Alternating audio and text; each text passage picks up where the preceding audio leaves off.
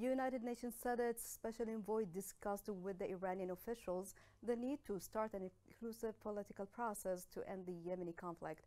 The United Nations envoy's visit to Iran comes a few days after the announcement of an agreement between Tehran and Riyadh under Chinese auspices to resume the diplomatic relations between the two countries.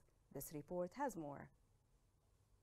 A top United Nations envoy, Hans Gramberg, visited Iran to discuss ending the war in Yemen, days after the Islamic Republic and Saudi Arabia agreed to restore ties and restrain a challenge that's fueled the conflict for almost a decade. Hans Gramberg, UN Special Envoy for Yemen, met the Iranian foreign minister to discuss the importance of regional support to start a comprehensive political process led by Yemenis to end the conflict, as his office declared. They added that they are going to have an Iranian envoy in Yemen to facilitate the process of reaching sustainable peace in the country. Iran and Saudi Arabia agreed on Friday to repair relations after 7 years marked by geopolitical rivalry and indirect conflict, especially in Yemen, where they back opposite sides in the civil war.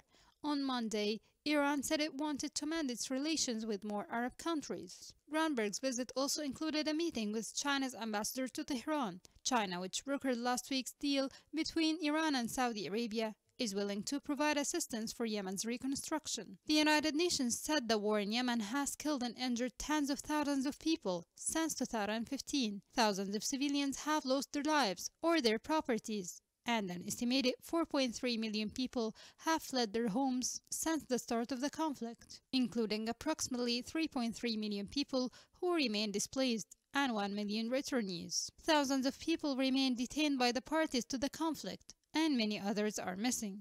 Essential services are on the brink of collapse, leaving millions of Yemeni people in a dire humanitarian situation. Due to the ongoing conflict and the subsequent economic crisis, the situation is aggravated by the largest food security emergency in the world.